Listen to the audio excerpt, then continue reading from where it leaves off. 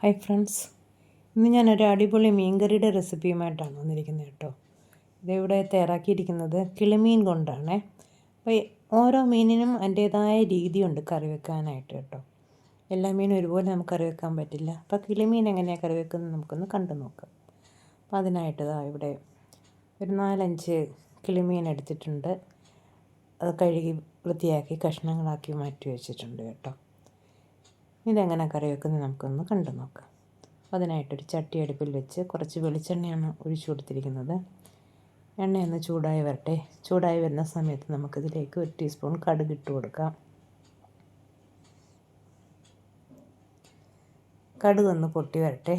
കടുക് പൊട്ടി വരുന്ന സമയത്ത് നമുക്കിതിലേക്ക് ഒരു 1/2 ടീസ്പൂൺ ഉലുവ ഇട്ട് കൊടുക്കാം.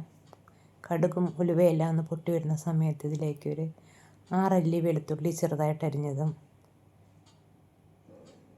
ഒരു ചെറിയ കഷ്ണം ഇഞ്ചി ഇതിലേക്ക് ചേർത്ത് കൊടുക്കാം. ഇഞ്ചി വെളുത്തുള്ളി എല്ലാം ഒന്ന് നന്നായിട്ടൊന്ന് വഴന്ന് കിട്ടണം. അതുവരെ നമുക്കൊന്ന് ഇളക്കി കൊടുക്കാം. ഇഞ്ചിയും വെളുത്തുള്ളിയെല്ലാം ഒന്ന് വഴന്ന് വരുന്ന സമയത്ത് ഒരു 10 ചെറിയ ഉള്ളി ചെറുതായിട്ട് അരിഞ്ഞതുണ്ട്, അത് ഇതിലേക്ക് ചേർത്ത് കൊടുക്കാം. ഇതിൻ്റെ കൂടെ ഒരു പച്ചമുളക് കൂടി ചേർക്കുന്നുണ്ട്. അതും കൂടെ ചേർത്ത് നന്നായിട്ടൊന്ന് വഴറ്റി കൊടുക്കാം. പച്ചമുളകൊക്കെ ഓരോരുത്തരുടെ എരിവിനനുസരിച്ച് ചേർക്കാം കേട്ടോ. പക്ഷെ ഞാനിവിടെ ഒരെണ്ണേ ചേർക്കുന്നുള്ളൂ, കാരണം നമ്മൾ മുളക് പിന്നെ കുരുമുളകൊക്കെ ചേർക്കുന്നുണ്ട്, അതുകൊണ്ട്. ഇപ്പോൾ കുറച്ച് കറിവേപ്പിലയും കൂടെ ചേർത്ത് ഇനി ഉള്ളിയും പച്ചമുളകും കറിവേപ്പിലയും എല്ലാം നന്നായിട്ട് വഴന്ന് വരുന്ന സമയത്ത് ഇതിലേക്കൊരു 1/2 ടീസ്പൂൺ മഞ്ഞൾപ്പൊടി ചേർത്ത് കൊടുക്കാം. അതുപോലെ തന്നെ 1/2 ടീസ്പൂൺ കുരുമുളക് പൊടി ചേർത്ത് കൊടുക്കാം. ഈ കിളിമീൻ കറി വയ്ക്കുമ്പോൾ തീർച്ചയായിട്ടും ഈ കുരുമുളക് പൊടി മസ്റ്റാണ് കേട്ടോ. കുരുമുളക് പൊടി ചേർത്ത് കൊടുക്കണം ഈ മീൻ, എന്നാലും അതിനൊരു പ്രത്യേക ടേസ്റ്റ് കിട്ടും. പിന്നെ ഒരു 4 ടീസ്പൂൺ മുളക് പൊടിയാണ്, കാശ്മീരി ചില്ലി സാദാ ചില്ലിയും കൂടെ പൊടിച്ചതാണ്. പിന്നെ ഒരു 1/2 ടീസ്പൂൺ ഉലുവ പൊടിച്ചതും കൂടെ ചേർത്ത് കൊടുത്തിട്ടുണ്ട്. ഇതെല്ലാം നന്നായിട്ടൊന്ന് വഴറ്റിയെടുക്കണം. ഞാനിവിടെ എണ്ണ വളരെ കുറച്ചാണ് ഉപയോഗിച്ചിരിക്കുന്നത്. എണ്ണ വേണമെങ്കിൽ കൂടുതൽ ചേർത്ത് കൊടുക്കാം കേട്ടോ. ഇതൊന്ന് വഴന്ന് വരുന്ന സമയത്ത് നമ്മൾ കുറച്ച് പുളി, ഒരു ചെറിയ നെല്ലിക്കയുടെ വലുപ്പത്തിലുള്ള പുളി ഒന്ന് പിഴിഞ്ഞ് വെച്ചിട്ടുണ്ടായിരുന്നു, അതിലേക്ക് ചേർത്ത് കൊടുത്ത് ഇനി പുളിവെള്ളത്തിൽ കിടന്ന് അരപ്പ് നന്നായിട്ടൊന്ന് മൂത്ത് വരട്ടെ.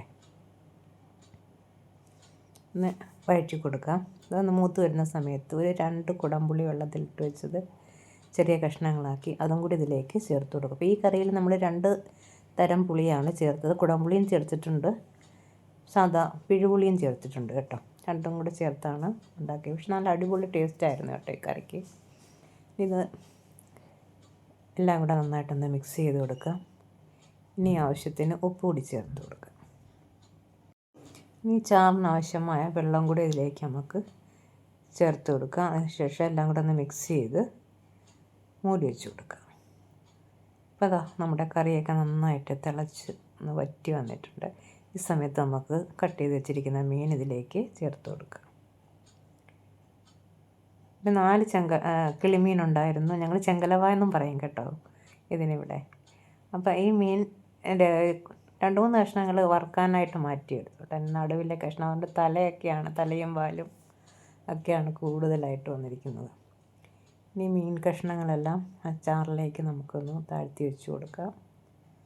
അതിനുശേഷം നമുക്കൊന്ന് മൂടി വെച്ച് കൊടുക്കുക. ഈ കറിയുടെ കൂടെ കുറച്ച് കപ്പയും കൂടെ ഉണ്ടെങ്കിലുണ്ടല്ലോ അടിപൊളി ടേസ്റ്റാണ്. അപ്പോൾ അതാ നമ്മുടെ കറിയെല്ലാം വറ്റി വന്നിട്ടുണ്ട്. കണ്ടാലറിയാലോ എണ്ണയൊക്കെ തെളിഞ്ഞ് വന്നിട്ടുണ്ട്. ഈ സമയത്ത് കുറച്ച് കറിവേപ്പിലയും 1 ടേബിൾ സ്പൂൺ വെളിച്ചെണ്ണ കൂടി നമുക്കിതിലേക്ക് ചേർത്ത് കൊടുക്കാം.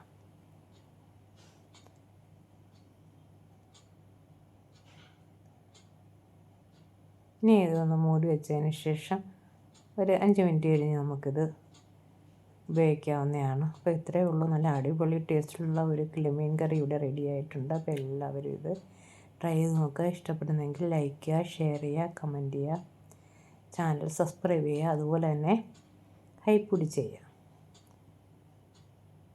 Okay, thank you.